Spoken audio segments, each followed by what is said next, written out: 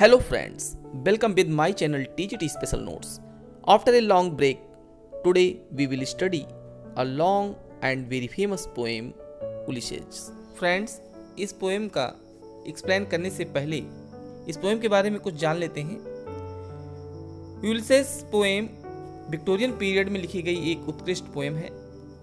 इस पोएम को famous poet Alfred Lord Tennyson ने सन 1833 में कंपोज किया था।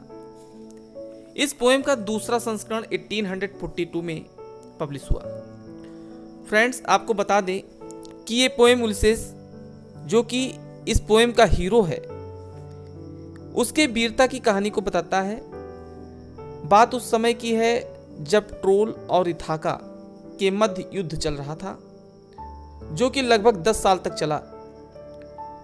यूलिसेस एक लंबी यात्रा करके इथाका वापस लौट आया है, लेकिन जब वह अपने लोगों के बीच अब असभ्यता, अनैतिकता देखता है, तब इस पोएम के माध्यम से टेनिसन ने उसको व्यक्त किया है। चलिए इस पोएम को स्टार्ट करते हैं। पोएट कहता है, it little profits that an idle king by this still hearth among these barren crags matched with an एड्स wife I mete and dole unequal lodge unto a savage reach that hoard and sleep and feed and know not me. It little profits that an idle king. Ulysses कहता है कि उसे कोई आनंद नहीं मिलता है an idle king, idle means आलसी, कि वो एक आलसी जीवन व्यतीत करे। वो आलसी राजा बनना नहीं चाहता है, क्योंकि उसने अपने जीवन में संघर्ष किया है, उसने महान लड़ाइयाँ लड़ी हैं। इसलिए वो जब अपने राज इथाका में वापस लौट कर आया है, तो अब वो एक आलसी जीवन व्यतीत करना नहीं चाहता है। By still hearth among these barren crags, यह हर्थ का मतलब होता है चूल्हा, और ना ही वह चूल्हे के पास, और दीज बैरन कीज, बैरन होता है बंजर, केज मतलब होता है चट्टान, और ना ही वो बंजर चट्टानों के बीच में बैठकर अपना जीवन व्यतीत करना चाहता है। यहाँ पोएट्स का कहने का मतलब ये हुआ कि वो नीरस जीवन या उद्देश्यहीन जीवन अपने देश में बैठकर बिताना नहीं चाहता है। वह अपने देश को एक पहाड़ी और चट्टानी स्थान यहाँ मानता है, जो नीरस और बिल्कुल उजाड़ है। Matched with an aged wife I mete and dole, poet कहता है कि यूलिसेस का विवाह एक ऐसी महिला से हुआ, मैच्ड का मतलब होता है विवाह, जो कि अब अत्यंत वृद्ध है। आई मेट एंड डोल, कह रहा है कि मैं उसके साथ जीवन व्यतीत कर रहा हूँ। मेट मतलब जीवन व्यतीत करना, एंड डोल, लेकिन वो दुखी है। वो दुखी क्यों है? क्योंकि उसकी जो पत्नी है पेनीलोप, जिसका नाम है, वो अब भावनाहीन है और उसके साहसिक प्रयत्नों में उसका अब सहयोग नहीं कर सकती है। Unequal laws unto a savage race, Ulysses असंगत नियमों, अनइक्वल लॉज मतलब होता है असंगत नियमों, अनटू अ सैवेज, सैवेज होता है असभ्य, और असभ्य लोगों के साथ रहना नहीं चाहता है। क्यों? ऐसे लोग, जो लोग केवल क्या करते हैं, डैट होर्ड, होर्ड होता है इकट्ठा करना, जो लोग केवल धन कमाना और उसको इकट्ठा करना चाहते हैं, एंड स्लीप, और अपना समय सोने में व्यतीत करना चाहते हैं, एंड फीड, और सिर्फ भोजन करने के लिए ही जीवित हैं। ऐसे लोगों के बीच में वह अपना जीवन व्यतीत करना नहीं चाहता है। एंड नो नॉट मी, और वह लोग यूलिसेस के बारे में जानना भी नहीं चाहते हैं, अर्थात वो अपने राजा यूलिसेस की भावनाओं की सराहना नहीं करना चाहते। I can not rest from travel, Ulysses कहता है कि वो अपनी यात्रा को रोकना नहीं चाहता है, अर्थात वो आलसी बनकर बैठना नहीं चाहता है। वो अपनी यात्रा को आगे जारी रखेगा। I will drink life to the lees, वो कह रहा है मैं जीवन का आनंद एक शराबी की भांति लेना चाहता हूँ। लाइफ टू द लेस, अर्थात अंतिम बूंद तक मैं इसका आनंद लूंगा। All times I have enjoyed, मैंने अपने जीवन में हर एक पल आनंद लिया है, और उस आनंद को मैं आगे भी प्राप्त करना चाहता हूँ। Greatly have suffered greatly both with those, उसने सम्मान पूर्वक जिया है। हैव सफर्ड, सफर्ड होता है कष्ट सहना, और उसने सम्मान पूर्वक सारे कष्टों को भी सहा है। बोथ विद दोज, अपने मित्रों के साथ। डैड लव मी, जो मुझसे प्रेम किए। And alone on shore and when through scudding drifts the rainy Hyades. यहाँ पर आगे पोएट कहता है कि यूलिसेस ने अपने मित्रों के बीच में रहकर भी जीवन को जिया है, और अकेले भी उसने ऑन शोर का मतलब समुद्र का तट या किनारा, समुद्र के तट पर थ्रो स्क्यूडिंग ड्रिफ्ट्स, स्क्यूडिंग ड्रिफ्ट्स का मतलब होता है भाप से उड़ते हुए बादलों के बीच द रेनी हिडेस, हिडेस का मतलब स्वागत करना और रेनी का मतलब वर्षा का। उसने समुद्र के किनारे उड़ते हुए भाप के बादलों के बीच में वर्षा की बूंदों का भी उसने स्वागत अभिनंदन किया है। यहाँ कहने का मतलब ये है कि यूलिसेस ने थल और जल दोनों पर साहसिक यात्राएं की हैं। Vexed the dim sea I am become a name, ये कहता है कि उसने इन साहसिक यात्राओं ने उसे प्रसिद्ध कर दिया है। आई बिकम अ नेम, अर्थात उसने नाम कमाया है। फ्रेंड्स, इन लाइनों में यूलिसेस अपने अच्छे और बुरे वक्त को बताता है जो उसने अपनी यात्रा के दौरान बिताए। For always roaming with a hungry heart, much have I seen and known cities of men. Always roaming, roaming होता है घूमना, और hungry heart मतलब होता है अतृप्त हृदय, अर्थात एक भूखा हृदय।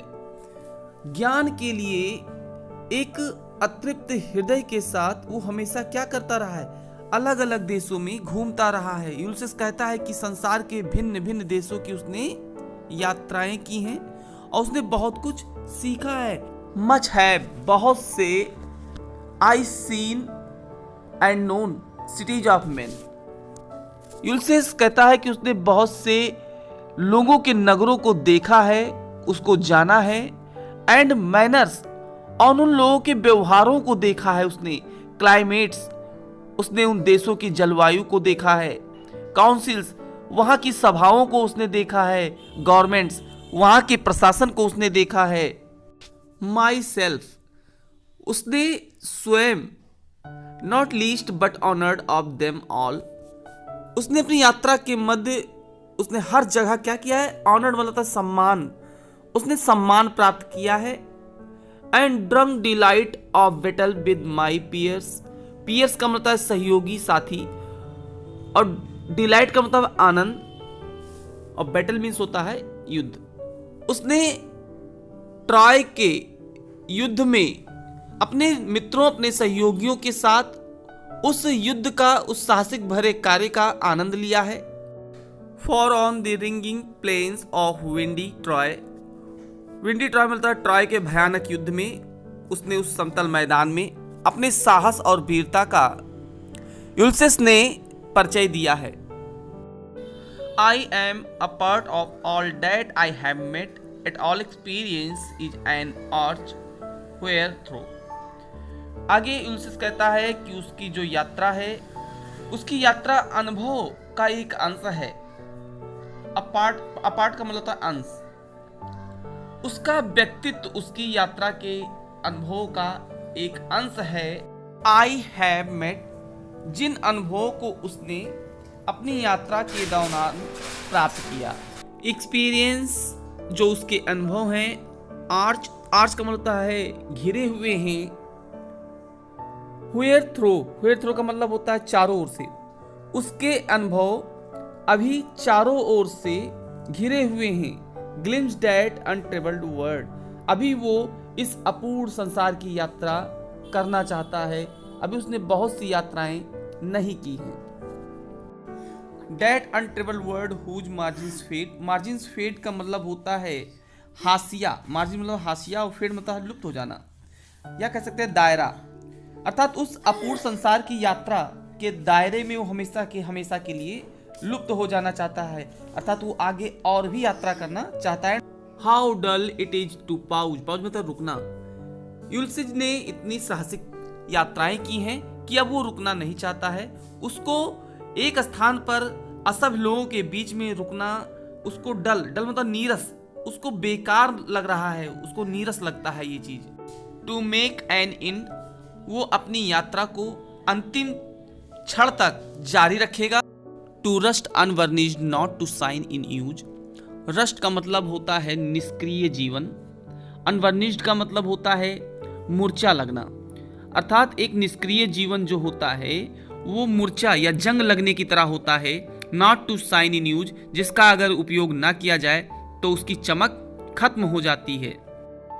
यूल्सेज का कहने का मतलब ये है कि जो जीवन है वो कर्म से चमकता है। आलस तथा कर्तव्यहीनता मनुष्य को निकम्मा बना देती है। एज दो टू ब्रीद वर लाइफ, लेकिन जो आलसी लोग होते हैं वो अपना जीवन केवल जिंदा रहने के लिए जीते हैं। Life field on life were all too little, field माने होता है इकट्ठा होना या ढेर लगना। कई जीवनों का ढेर भी एक सुकर्म के लिए बहुत ही थोड़ा है।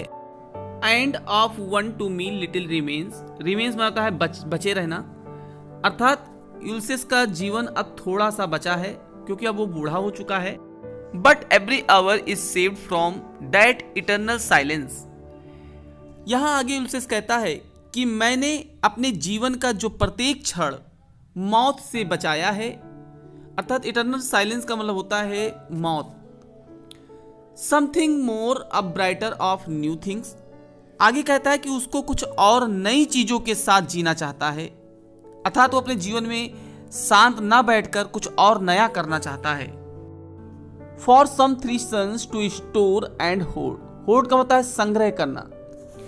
यहां आगे वो कहता है कि वो अपने बचे हुए जीवन में वह भावना एवं ऊर्जा से भरा कार्य करना चाहता है और ज्ञान प्राप्त करना चाहता है।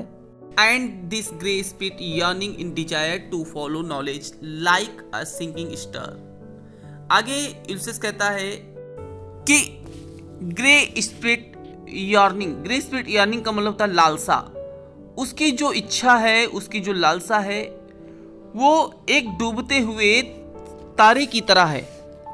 यहां सिंकिंग का मतलब होता है डूबना, एक डूबते हुए तारे की तरह है जो एक दिन क्या हो जाएगा, अस्त हो जाएगा। इसलिए आगे वो क्या कह रहा है, beyond the utmost bound of human thought, इसलिए वो जब तक जीवित है वह ज्ञान का संग्रह करना चाहता है, वो आलसी जीवन जीना नहीं चाहता। फ्रेंड्स, इस पोएम के सेकंड पार्ट में हम आगे की पोएम को कंप्लीट करेंगे। Thanks for watching my video.